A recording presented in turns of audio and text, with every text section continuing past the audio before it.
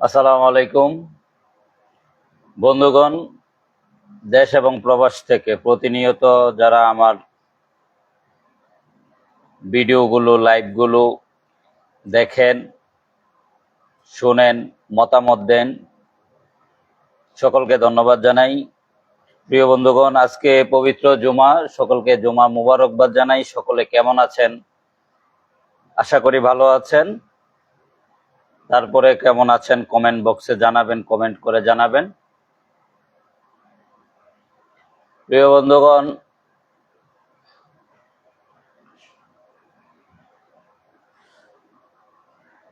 আজকে যে বিষয়টা নিয়ে লাইভে আসছি, তো আজকের বিষয়ের যে হেডলাইন, সেই হেডলাইনটি আপনারা দেখে বুঝতে পেরেছেন যে বিষয়টা নিয়ে কথা বলবো। এবং আমি এপি এবং বিবিসি এবং প্রথম আলো তিনটি গণমাধ্যমের পটুকাটা আমি আজকে আমার লাইভে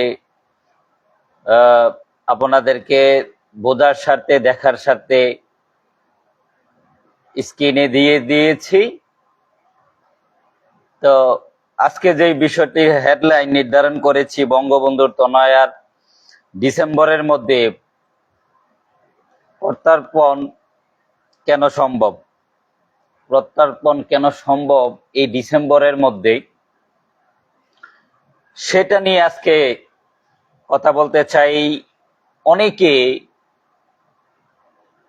মুক্তিযুদ্ধের সপক্ষের শক্তিগুলো ব্যতীত সকল বুদ্ধিজীবী, কূটনৈতিক, সাংবাদিক, তথাকথিত রাজনৈতিক দলগুলো নেতৃবৃন্দরা, তারা একটি নেগেটিভ ছড়াচ্ছে যে যখন জননেত্রী শেখ হাসিনা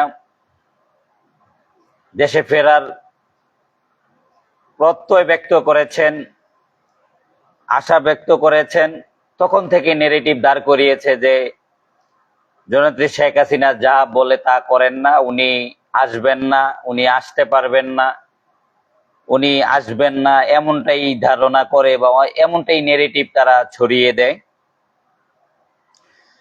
তো এগুলো বলে তাদের আত্মতৃপ্তি হয়তো বা হয়, সেই জন্য তারা বলে।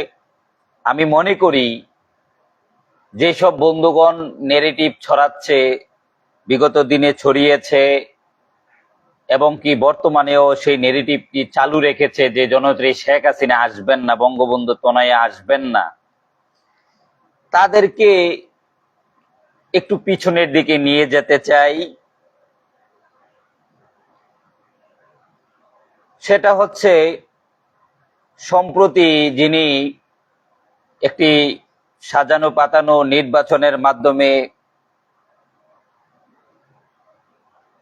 এই বর্তমানে বাংলাদেশের নেতৃত্বে আছেন, বাংলাদেশের রাষ্ট্র ক্ষমতায় অধিষ্ঠিত আছেন, প্রধানমন্ত্রী চেয়ারে বসে আছেন, তারেক রহমান সাহেব, আপনারা জানেন 111 সরকারকে মুচলেখা দিয়ে, 111 সরকারের নির্যাতনে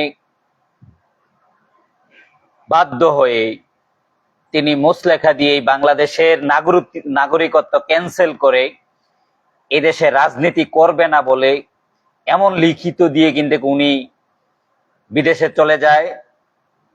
দীর্ঘ অনেক বছর উনি দেশের বাইরে ছিলেন, ওখান থেকে দল পরিচালনা করতেন ভার্চুয়ালি। আমি আজকে ওনার কোনো সমালোচনা করতে চাচ্ছি না, এক্সাম্পল স্বরূপ বোঝার জন্য আমি বলতে চাই।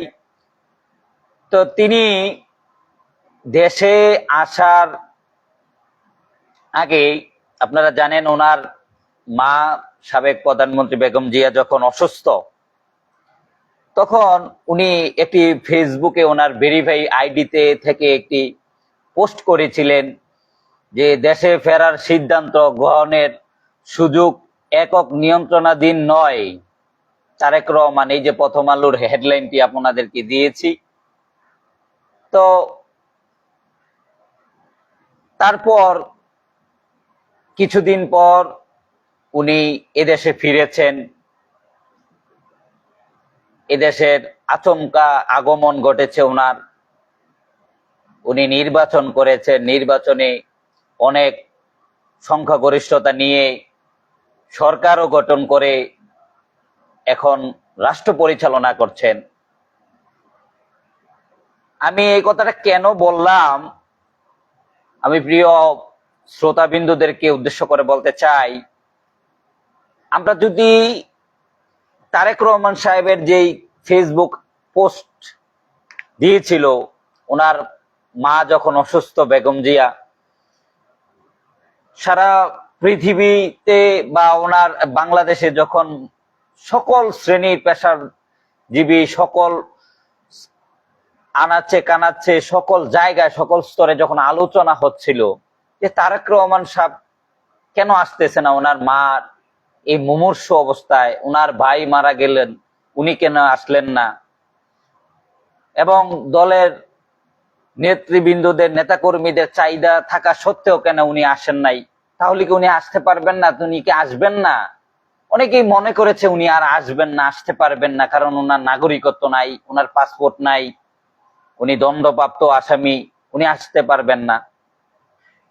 সেইটাই কিন্তু উনি প্রকাশ করেছিল যখন মানুষের একটি চাহিদা ছিল যে উনি কেন আসতেছেন না, এত কিছুর পরেও, যে ওনার ভাই মারা গিয়েছে তখন আসে না, এখন ওনার মা মারা যাচ্ছে, কেন আসতেছে না? তখনই উনি ওনার ব্যর্থতার কথাটা কিন্তু উনি ওনার ফেসবুক আইডির মাধ্যমে জানিয়ে দিয়েছে যে দেশে ফেরার সিদ্ধান্ত গ্রহণের সুযোগ একক নিয়ন্ত্রণাধীন নয়।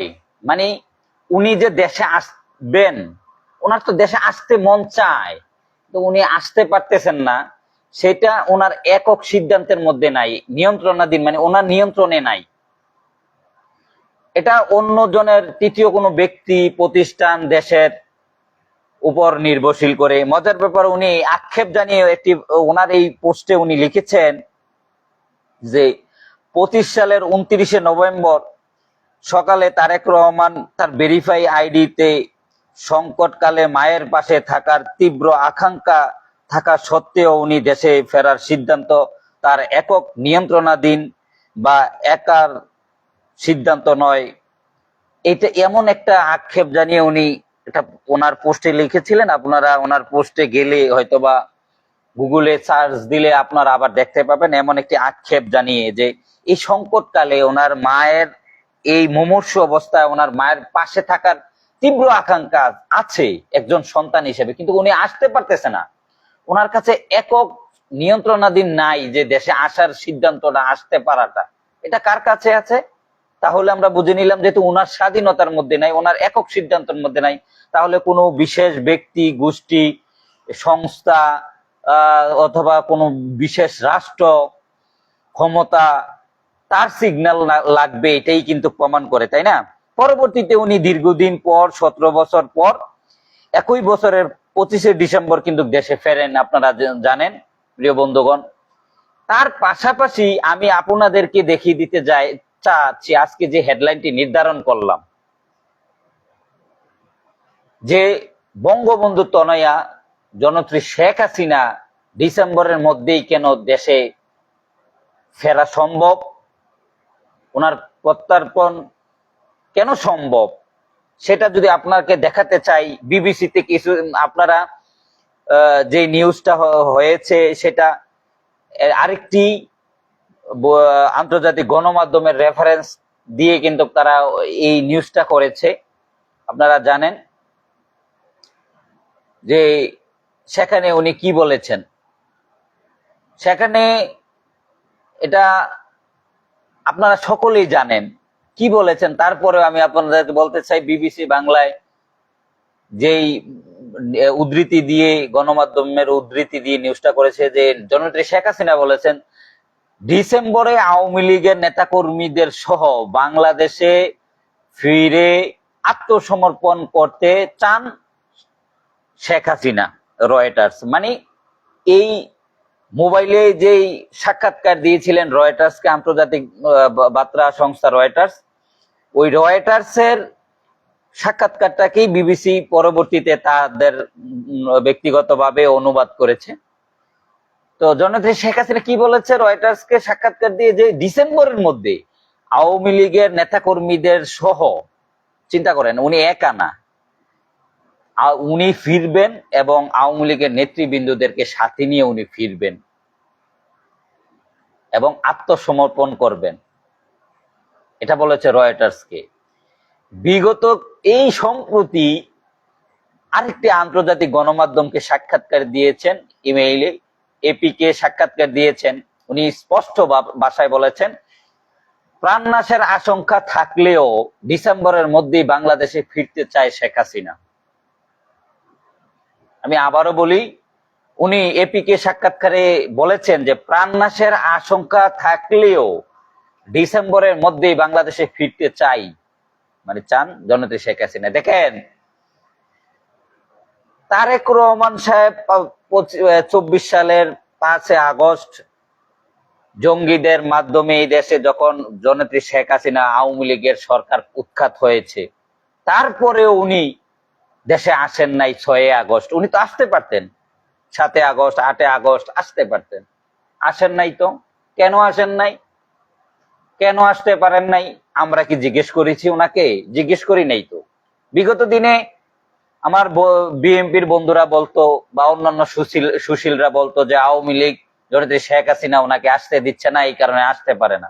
কিন্তু বন্ধুগণ, সেই বন্ধুদেরকে আমি বলতে চাই, 5 আগস্ট তো জননেত্রী শেখ হাসিনা ছিলেন না ক্ষমতায়। 6 আগস্ট কি সমস্যা ছিল আপনার তারেক রহমান দেশে আসার? 7 আগস্ট কি সমস্যা ছিল? 8 আগস্ট কি সমস্যা ছিল? 9 আগস্ট কি সমস্যা ছিল? এবং উনি যে বললেন উনি দেশে আসার সিদ্ধান্তটা একক নিয়ন্ত্রণাধীন নেই, তাহলে উনি কার মুখাপেক্ষি ছিলেন? এবং পরে যে আসলেন, কার বদৌলতে আসতে পারলেন, এটা কি আমরা প্রশ্ন করেছি? তাহলে 17 বছর পরে উনি আসার 5 আগস্টের পরে আসতে পারলেন না, 17 বছর আসলেন না, পরে কোন শক্তির সবুজ সংকেত পেয়ে উনি আসলেন এবং এদেশের প্রধানমন্ত্রীও হয়ে গেলেন? ওনার সকল যাবতীয় মামলা মোকদ্দমা সবগুলো শেষ হয়ে গেল, উনি নাগরিকত্ব পেয়ে করে ফেললেন, উনি পাসপোর্টও পেয়ে গেলেন, উনি দেশে সুস্থভাবে চলেও আসলেন। তাহলে যেই নেতা, যার গায়ে বঙ্গবন্ধুর রক্ত বহমান, জননেত্রী শেখ হাসিনা নিজে বলতেছেন যে ডিসেম্বরের মধ্যে আসবেন, ওনার যদি প্রাণনাশের আশঙ্কা থাকে, ওনাকে যদি ফাঁসিও দিয়ে দেন, ওনাকে যদি অ্যারেস্ট করেন, তারপরেও ওনাকে যদি মেরেও ফেলেন, উনি ডিসেম্বরের মধ্যে ওনার সকল নেতা কর্মীদেরকে নিয়ে এই দেশে ওনার আরেকটি আগমন এই জাতি দেখবে, এই বিশ্ব দেখবে। এটা কেন আপনারা মানতে পারতেছেন না? কোথায় সমস্যা আপনাদের মানতে? আপনার নেতারা, আপনাদের নেতা, আপনাদের অভিভাবক, আপনাদের প্রধানমন্ত্রী যদি নিজের মায়ের অসুস্থতার সময় সংকট কালেও যদি বলে যে তীব্র আকাঙ্ক্ষা থাকা সত্ত্বেও উনি আসতে পারতেছেন না, আর আমার নেত্রী জননেত্রী শেখ হাসিনা বঙ্গবন্ধু তনয়া উনি বলছেন যে মৃত্যুর আশঙ্কা থাকলেও, প্রাণনাশের আশঙ্কা থাকলেও আপনারা ফাঁসির দড়িতে ঝুলালেও, ওনাকে অ্যারেস্ট করলেও উনি আসবেন, তাহলে উনি আসবেন না? উনি বলার পরে বলতেছেন আপনাদের বিশ্বাস হচ্ছে না। আর আপনার নেতা, আপনাদের নেতা উনার একক নিয়ন্ত্রণাধীন নাই, তারপরে উনি আসলেন। আর আমাদের নেত্রী বলতেছে, আপনারা বিশ্বাস করতেছেন না কেন ভাই? এটা দ্বিচারিতা না? এটা দ্বিচারিতা তো ভাই, এই দ্বিচারিতা কেন করতেছে? তো আমার প্রিয় বন্ধুদেরকে বলতে চাই, আপনারা যদি আরেকটু পিছনের দিকে যান, তাহলে জননেত্রী শেখ হাসিনার গায়ে যার রক্ত বহমান, বঙ্গবন্ধুর ইতিহাস পড়েন। বঙ্গবন্ধুকে পাকিস্তানের প্রধানমন্ত্রিত্ব দিতে চেয়েছে, বানাতে চেয়েছে, মন্ত্রিত্ব দিতে চেয়েছে। উনি বলছেন না, আমি প্রধানমন্ত্রিত্ব চাই না, আমি বাঙালিদের অধিকার চাই। ওনাকে অসংখ্য অসংখ্য মামলায় জর্জরিত করে গ্রেপ্তার করে বছরের পর বছর ওনার জীবন যৌবনের সর্বশ্রেষ্ঠ সময়গুলো উনি কারাবরণ করে শেষ করে দিয়েছেন। উনি তো আপোষ করেন নাই। ওনাকে ফাঁসি দিয়ে দেওয়া হবে, পাকিস্তান সরকার বলেছে যে আপনাকে ফাঁসি দিয়ে দেওয়া হবে। উনি বলেছে আমি প্রস্তুত আছি, আমাকে ফাঁসি দিয়ে দেন, কিন্তু আমার লাশটা আমার দেশের মানুষের কাছে পৌঁছে দিবেন। আপোষ করেন নাই তো। উনি তো আপোষ করলে পারতেন পাকিস্তানি শাসক গোষ্ঠীর কাছে ফাঁসি থেকে বাঁচতে, উনি তো সেটা করেন নাই। এবং উনি সেই জাতির জনক বঙ্গবন্ধু শেখ মুজিবুর রহমান, উনি পাকিস্তানিদের সাথে আপোষ করেন নাই। উনি দেশ স্বাধীনের পরে তৎকালীন ভারতের প্রধানমন্ত্রীকে বলেছে আপনার সৈন্যবাহিনী যতক্ষণ না নিবেন ততক্ষণ পর্যন্ত আমি দেশে যাব না। ওখানেও ভারতের সাথে উনি আপোষ করেন নাই। উনি এই দেশের রাষ্ট্রপতি হওয়ার পরে যখন জাতিসংঘের অধিবেশনে উনি যোগদান করেন, তখন ভাষণ দিলেন, তখন বললেন পৃথিবীর মানুষ আজ দুভাগে বিভক্ত, এক ভাগ হচ্ছে শোষিত, আরেক ভাগ হচ্ছে শাসিত। আমি শোষিতদের পক্ষে, আমি নিরীহদের পক্ষে।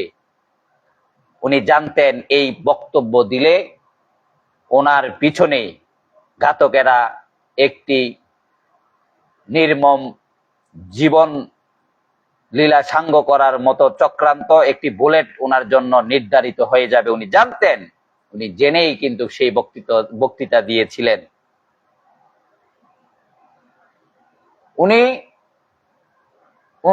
উনি আমেরিকার, আজকে আপনারা যাদের বন্ধু পরিচয় দিচ্ছেন, পরীক্ষিত বন্ধু, ওই আটলান্টিক মহাসাগরের ওই পারের সাদা শকুনদেরকে যারা বন্ধু ভাবছেন, বন্ধু হিসেবে সার্টিফাই করছেন, যারা আপনার আমার স্বাধীনতাকে অস্তমিত করার জন্য সপ্তম নৌবহর ছেড়ে দিয়েছিল, সেই সাদা শকুনদেরকে আপনারা বন্ধু, বিশ্বস্ত পরীক্ষিত বন্ধু হিসেবে যারা সার্টিফাই করছেন, আজকে আমার প্রিয় বন্ধুগণ যারা আজকে দেশ পরিচালনা করছেন, বিরোধী দলে আছেন, আপনাদের পরীক্ষিত বন্ধুরা ওই দিন আমেরিকার প্রেসিডেন্ট জাতির জনককে ওই দিন প্রস্তাব করেছিলেন যে যদি বাংলাদেশের একটি অংশে ঘাঁটি করার সুযোগ দেয়, বঙ্গোপসাগরে যদি তাদের একটি ঘাঁটি করে দেওয়ার সুযোগ দেয়, তাহলে তারা বাংলাদেশকে বিনা রক্তপাতে স্বাধীন করে দেওয়ার সুযোগ করে দিবে, স্বাধীনতা ব্যবস্থা করে দিবে। ওই প্রস্তাব দেশ বিক্রি করে প্রস্তাব, কিন্তু জাতির জনক প্রস্তাবে রাজি হন নাই। আমেরিকার সাথে সেদিন কিন্তু আপোষ করেন নাই। উনি জানতেন এই দেশকে স্বাধীন করতে হলে ওনাকে অনেক ব্যাগ পেতে হবে, অনেক কষ্ট, অনেক জেল জুলুম খাটতে হবে, অনেক রক্ত হয়তো বা দিতে হতে পারে, ওনার কেউ হয়তো জীবন দিতে হতে পারে। তারপরেও কিন্তু উনি আমেরিকার কাছে মাথা নত করেন নাই। আজকে আপনারা যারা আমেরিকার কাছে গোলামির চুক্তি করছেন, তাদের উদ্দেশ্য করে সেই কথাগুলো প্রিয় বন্ধুগণ বলতে চাই। সেই জাতির জনকের রক্ত বহমান কিন্তু বঙ্গবন্ধু তনয়া জনত্রী শেখ হাসিনা। উনি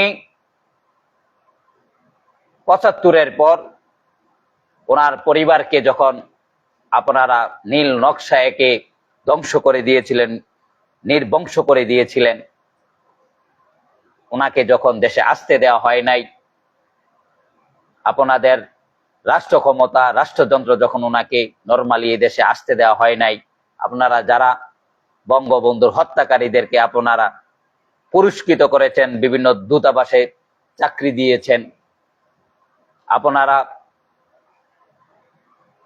৭১-এর মানবতা বিরোধী শক্তিকে যখন এই দেশের নাগরিকত্ব দিয়েছেন, রাজনীতি করার সুযোগ দিয়েছেন, তাদের গাড়িতে পতাকা তুলে দিয়েছেন, ওই দিন জননেত্রী শেখ হাসিনার প্রাণনাশের আশঙ্কা ছিল, ওনাকে হত্যা করার আশঙ্কা ছিল। তারপরে কিন্তু উনি এদেশের মানুষের ম্যান্ডেট নিয়ে ভালোবাসায় সিক্ত হয়ে উনি কিন্তু ওই দিন এদেশে আগমন করেছিলেন। তারপর 1/11-এর সময়কালে ওনাকে যখন সামরিক জান্তারা ওনাকে মৃত্যুর ভয় দেখিয়েছিল, ওনাকে এই দেশে আসলে ওনার প্রাণনাশের সম্ভাবনা আছে, সেই সম্ভাবনাকে উনি অপেক্ষা করে এই প্রাণনাশের আশঙ্কাকে উনি মেনেই নিয়ে এদেশের মানুষের ভাগ্যের পরিবর্তন ঘটানোর জন্য উনি কিন্তু এই দেশে আগমন করেছিলেন। প্রিয় বন্ধুগণ, আমি আপনাদেরকে বলতে চাই, এটাই জনত্রী শেখ হাসিনা, এটাই জাতির জনকের তনয়া, এটাই এই দেশের আপামর জনসাধারণের ধন, বেঁচে থাকার আশা আকাঙ্ক্ষা। এই জনত্রী শেখ হাসিনা এদেশের মানুষের ভাগ্যের উন্নয়ন ঘটানোর জন্য, এদেশের রোগাক্রান্ত, মৃত্যুর পথযাত্রী গণতন্ত্রকে পুনরুদ্ধার করার জন্য, এদেশের স্বাধীনতা সার্বভৌমত্বকে রক্ষা করার জন্য, এদেশের মুক্তিযোদ্ধাদেরকে সম্মানের সহিত বাঁচতে দেওয়ার সুযোগ করে দেওয়ার জন্য, এদেশের মুক্তিযুদ্ধের সাথে স্মৃতি বিজড়িত সকল গৌরবময় অধ্যায়কে রক্ষা করতে হলে জনত্রী শেখ হাসিনাকে এই দেশে আসতেই হবে। এছাড়া আর বিকল্প কোনো রাস্তা পথ খোলা নেই। জনত্রী শেখ হাসিনাকে এদেশের মানুষ অনেক কিছু দিয়েছে, অনেক বুক ভরা ভালোবাসা দিয়েছে, হাত উজাড় করে, দুহাত উজাড় করে ওনাকে ভালোবেসেছে, সমর্থন দিয়েছে, বারবার নির্বাচিত করে এদেশের রাষ্ট্র ক্ষমতার দায়িত্ব অর্পণ করেছে। সেই জন্য জনত্রী শেখ হাসিনা সিদ্ধান্ত নিয়েছে, এদেশের মানুষ যেই এখন সমস্যায় জর্জরিত, এদেশের মানুষের উপর যেই জুলুম, নির্যাতন, নিপীড়ন, আজকে মানুষের যে বাঁচার অধিকার নেই, মানুষের মৌলিক অধিকার লঙ্ঘিত হচ্ছে, মানুষ আজকে নেই বিচার পাচ্ছে না, মানুষের জানমালের নিরাপত্তা নেই, খুন, গুম, ধর্ষণ, মিথ্যা মামলা, হয়রানি, সকল কিছু যখন চলছে, মবের রাজত্ব যখন চলছে, জননেত্রী শেখ হাসিনা সেই জন্য সিদ্ধান্ত নিয়েছে যে জাতির কল্যাণে মহান প্রভু ওনাকে বারংবার হত্যা থেকে, 21শে গ্রেনেড হামলা থেকে, চট্টগ্রাম লাল দিঘির ময়দান থেকে শুরু করে প্রত্যেকটা মৃত্যুর কোল থেকে যখন সৃষ্টিকর্তা ওনাকে বাঁচিয়ে এনেছে, সেই জন্য ওনার এই বোনাস লাইফটি সর্বশেষ উৎসর্গ করে দিয়েছেন, উৎসর্গ করে দিতে চাচ্ছেন এই দেশের আপামর জনসাধারণের জন্য। এতে কোনো সন্দেহ নেই আমাদের। উনি আসবেন, উনি আসবেন, উনি আসবেন, এটাই চিরন্ত সত্য। প্রিয় বন্ধুগণ, আপনারা মানেন আর না মানেন, মুখে বলেন আর না বলেন, স্বীকার করেন আর না করেন, রাতের বেলা যখন আপনারা নীরব ঘরের মধ্যে ঘুমাতে যান, তখন হয়তোবা মনে মনে আপনারা যোগ বিয়োগ করে দেখেন জননেত্রী শেখ হাসিনা যা বলে তাই করে উনি আসবে। সেই শেখ হাসিনা ফুলিয়ায় আপনারা ভুগছেন, শেখ হাসিনা আতঙ্কে আপনারা ভুগছেন, আপনাদের সেই কথা থেকে বোঝা যাচ্ছে। প্রিয় বন্ধুগণ, জননেত্রী শেখ হাসিনা আসবেন, এটা আপনারাও জানেন। এটা যখন আপনার স্ত্রী যখন স্বামীর সাথে একাকী সময় পার করে, তখন কিন্তু আলোচনা করেন, এটাও কিন্তু আমরা অনুধাবন করি। প্রিয় বন্ধুগণ, অতএব রাজনীতি শুধু আমার বিরোধিতা করার জন্য আপনাকে রাজনীতি করতে আপনি আসছেন, এটা আমি বিশ্বাস করি না। আমি আপনার বিরোধিতা করার জন্যই শুধু রাজনীতিতে এসেছি, আমার জন্ম হয়েছে আপনার বিরোধিতা করার জন্য, সেটাই কিন্তু আমার কোনো জন্মের কারণ নেই। আমার অন্য কোনো কারণও হয়তো বা রয়ে গিয়েছে আমি এই পৃথিবীতে ধরাদমে আসার। এই রাজনীতি করার জন্য অন্য কোনো উদ্দেশ্য কিন্তু রয়েছে। অতএব যেটাকে মেনে নেওয়ার সেটাকে মেনে নিন, যেটা বাস্তব সেটাকে বাস্তব হিসাবে বলতে হবে, সাদাকে সাদা বলতে হবে, কালোকে কালাও বলতে হবে। আপনাদের সদয় উদয় হওয়ার জন্য আহ্বান করব, যেই আসুন আমরা সকলে মিলে ওই ৭১-এর পরাজিত শক্তি, যারা এই দেশকে মন থেকে মেনে নিতে পারে নাই, সেই ৭১-এর পরাজিত শক্তিকে তাদের পিতা জিন্না ইয়াহিয়া ভুট্টোর দেশে আমরা তাদেরকে সমূলে পাঠিয়ে দিতে চাই। তারা কখনো এই দেশকে, এই দেশের স্বাধীনতাকে তারা ধারণ করে না, বুকে লালন করে না। আমরা যারা এই দেশের মুক্তিযুদ্ধের পক্ষে, এদেশের স্বাধীনতার পক্ষে, এই দেশের স্বাধীনতা সার্বভৌমত্বের পক্ষে, আমরা যারা বাঙালি হিসেবে, বাংলাদেশের নাগরিক হিসেবে নিজেকে গর্ববোধ করি পরিচয় দিতে সারা পৃথিবীতে, আমরা আসুন সকলে ঐক্যবদ্ধ হয়ে জাতীয় স্বার্থে এই রাজাকার শাবকদেরকে সমূলে উৎখাত করতে ঐক্যবদ্ধ হই এবং এদেশের গণতন্ত্রকে একটি সুষ্ঠু গণতন্ত্রের রূপ দেই।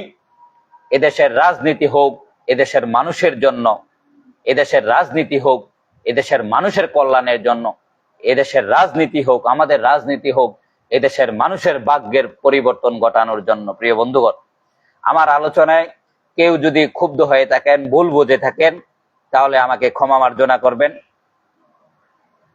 আমি বিএনপির বন্ধুদেরকে বলবো, আমি আপনাদের নেতা অথবা আপনাদের প্রধানমন্ত্রীকে আমি কোনো সমালোচনার জন্য আজকে এই লাইভে আসি নাই। আমি বলতে চেয়েছি যে অনেকেই কিন্তু মনে করেছে হয়তোবা তারেক রহমান সাহেবের রাজনীতি শেষ, তারেক রহমান সাহেব হয়তো এই দেশে আসতে পারবে না। উনি নিজেও ব্যক্ত করেছে উনি একা সিদ্ধান্তের মধ্যে নেই উনি দেশে আসার বিষয়টা। তারপরেও কিন্তু এসেছে, 2 2 8 হয়েছে, 4 না হয়ে 8 হয়ে গিয়েছে, সেই জন্য উনি দেশে আসতে পেরেছেন। আপনারা নেতা যদি এই দেশে আসতে পারে, তো যেই দলটি নেতৃত্বে এদেশের মুক্তিযুদ্ধ হলো, জন্ম লাভ করলো, সেই দলের নেত্রী এদেশে আসতে পারবেন না। যেই নেতার নেতৃত্বে এদেশ স্বাধীন হয়েছে, সেই নেতার কন্যা এদেশে আসতে পারবে না, রাজনীতি করতে পারবে না। আওয়ামী লীগ এদেশে আসতে পারবে না, রাজনীতি করতে পারবে না। এটা যদি আপনারা বিশ্বাস করেন, আপনারা এটা যদি এই বিশ্বাসকে, এই চেতনাকে যদি আপনারা বুকে লালন করেন, তাহলে আমার কাছে মনে হয় আপনারা হয়তো বা ভুল ভাবছেন, ভুল করছেন, বোকার স্বর্গে বাস করছেন। এদেশে আওয়ামী লীগ ছিল, এদেশে আওয়ামী লীগ আছে, এদেশে আওয়ামী লীগ থাকবে।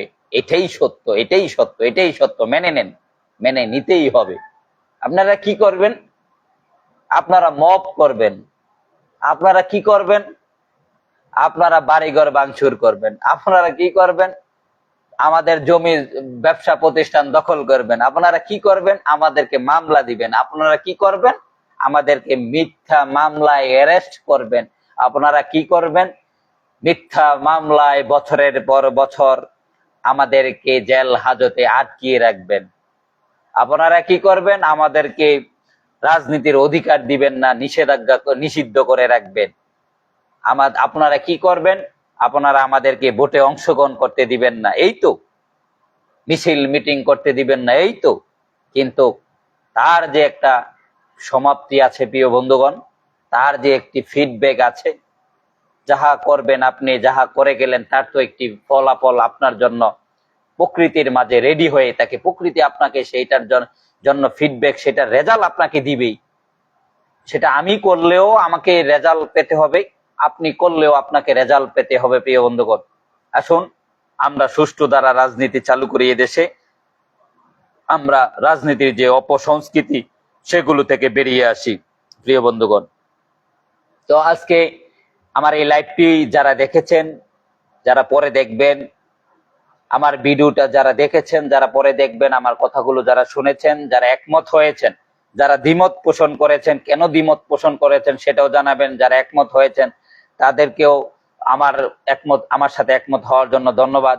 এবং যারা পরবর্তীতে দেখবেন তাদেরকেও ধন্যবাদ জানাই। কে কি লিখেছেন আমি একটু দেখতে চাই, জানাতে চাই। মোহাম্মদ জোয়েল রানা ভাই, সময় পরিবর্তন হবে একদিন ইনশাল্লাহ। জয় বাংলা, জয় বঙ্গবন্ধু। আনোয়ার হোসেন মিশন ভাই, জয় বাংলা, জয় বঙ্গবন্ধু। জোয়েল ভাই, আনোয়ার হোসেন মিশন ভাই, শাকিল ভাই ধন্যবাদ। শাকিল ভাই, অনেকেই লাইভে সংযুক্ত হয়েছেন। জীবন, অনেকে দেখতে পাচ্ছি। রাজা বাবু, আলহামদুলিল্লাহ। নেতা, আপনি কেমন আছেন? আসলে আমি কোনো নেতা নয়, আমি একজন দলের কর্মী। আমি আপনার মতন একজন সহযোদ্ধা। আমি আপনার ভাই। আমি কোনো নেতা নই। আমি কখনো আমার নিজকে নেতা হিসেবে মনে করি না, পরিচয় দিই না। আমি একজন বঙ্গবন্ধুর জননেত্রী শেখ হাসিনার কর্মী, মুক্তিযুদ্ধের পক্ষের লোক। সেটাই আমার বড় পরিচয়। ফারুক আহমেদ হৃদয় লাইভটি দেখছেন। রাসেল সোলেমান ভাই, কথা বলে না নেতা রাজা বাবু। নেতা কোনো রিপ্লাই নাই। রিপ্লাই দিচ্ছি ভাই, রিপ্লাই দিচ্ছি। লাইভ কথা বলার মাঝখান দিয়ে তো আর রিপ্লাই দেওয়া যায় না। সোলেমান ভাই লিখেছেন, রেজলবের সালাম দিয়ে গেলাম। রেজলবের সালাম দিয়ে গেলাম। ধন্যবাদ ভাই, উনি আমার নেতা। জয় বাংলা, দেখা হবে রাজপথে শীঘ্রই। ধন্যবাদ সুলেমান ভাই। হ্যাঁ, রাজপথে দেখা হবে শীঘ্রই, অবশ্যই, এতে কোনো বিকল্প নেই। অচিরেই রাজপথে দেখা হচ্ছে। বাচ্চা শ্রাবণ, ধন্যবাদ দেখার জন্য। নেতা, কি অবস্থা আপনার? আছি মোটামুটি। মোহাম্মদ মেহেদি, তানবীর হাসান, এই মুহূর্তে অনেকেই আছে। আমি সকলকে ধন্যবাদ জানাই যাদের নাম বলতে পারলাম।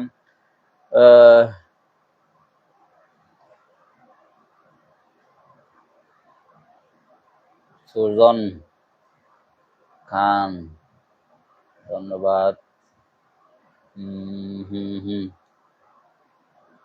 তো অনেকেই, সুমন হেয়ার কাটিং, জয় বাংলা, ধন্যবাদ। মোহাম্মদ সালাউদ্দিন ভাই, জয় বাংলা। হাবিব, জয় বাংলা।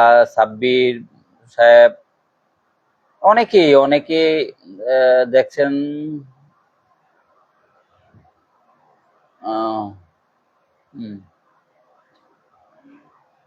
অনেকেই দেখছেন, সকলকে আমি আসলে বন্ধুগণ ধন্যবাদ জানাই দেখার জন্য। এবং কি আমার ইউটিউব চ্যানেল মুজিববাদ টিভির মাধ্যমেও আমি লাইভ এবং ভিডিও আমার বিভিন্ন বিশ্লেষণ তুলে ধরি, সেখানেও আপনারা দেখার জন্য, সেখানে সাবস্ক্রাইব করে পাশে থাকার জন্য ধন্যবাদ জানাই। আপনারা যারা এখনো সাবস্ক্রাইব করেন নাই আমার ইউটিউব চ্যানেল মুজিববাদ টিভিতে, আপনারা আমার পাশে থাকার জন্য সাবস্ক্রাইব করবেন, আমি আশা করি। আব্দুল জলিল ভাই লাইভটিতে সংযুক্ত হয়েছেন, ধন্যবাদ। হ্যাঁ প্রিয় বন্ধুগণ, এখন জয় বাংলা লিখেছেন আব্দুল জলিল ভাই। জয় বঙ্গবন্ধু, জয় জননেত্রী শেখ হাসিনা। সকলকে আমি ধন্যবাদ জানাই। আমি আপনাদেরকে একটা বিষয়, দেশবাসীকে, আমার প্রিয় নেতৃবৃন্দ, আওয়ামী লীগ, যুবলীগ, ছাত্রলীগ, সব মুক্তিযুদ্ধের পক্ষে সকল শক্তিকে আমি বলতে চাই, আশ্বস্ত করতে চাই, জননেত্রী শেখ হাসিনা উনি ওনার জীবনে অসংখ্যবার মৃত্যুর মুখ থেকে ফিরে এসেছে। উনি মৃত্যুকে পরোয়া করে নাই কখনো। উনি সর্বোচ্চ, ওনার দুইটি শক্তি, একটি হচ্ছে এদেশের জনগণ, তৃণমূলের নেতাকর্মী, আরেকটি হচ্ছে মহান সৃষ্টিকর্তা। উনি বিশ্বাস করেন মহান সৃষ্টিকর্তা ওনাকে অসংখ্যবার মৃত্যুর মুখ থেকে ফিরিয়ে এনেছে।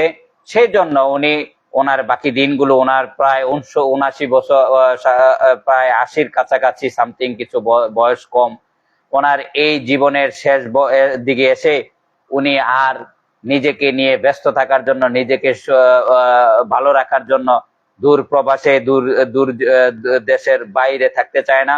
উনি এদেশের মানুষের দুঃখ কষ্টকে লাঘব করার জন্য, এদেশের মানুষের মঙ্গল কামনায়, এদেশের মানুষের ভাগ্যের পরিবর্তন ঘটানোর জন্য, এদেশের মানুষের এদেশের মানুষকে গণতন্ত্র ফিরিয়ে দেওয়ার জন্য, মৌলিক অধিকার ফিরিয়ে দেওয়ার জন্য উনি অচিরেই এই দেশে আগমন দেখতে পাবেন। ওনার ডিসেম্বরের মধ্যে উনি এই দেশে আসবেন। তো ওনার জন্য আপনারা ওনাকে যেন আল্লাহ পাক সহি সালামতে রাখে, ওনাকে সুস্থ রাখে, সেই জন্য দোয়া কামনা করছি ওনার জন্য। এবং ওনার যে ওনার যে 3 নম্বর যে দেশে আগমন হতে যাচ্ছে, সেই আগমনকে শতভাগ সফল করতে হলে আপনাদের শতভাগ উপস্থিতি অবশ্যই প্রয়োজন। আপনারা অবশ্যই সেই জননেত্রী শেখ হাসিনার দেশে আগমন কে আপনারা সফল করবেন। ওই দিন উপস্থিত হয়ে জনস্রোত ওই দিন প্রমাণ করবে জননেত্রী শেখ হাসিনাকে কতটুকু ভালোবাসে এই দেশের মানুষ। সকলে ভালো থাকবেন, সুস্থ থাকবেন, নিরাপদে থাকবেন। জয় বাংলা, জয়।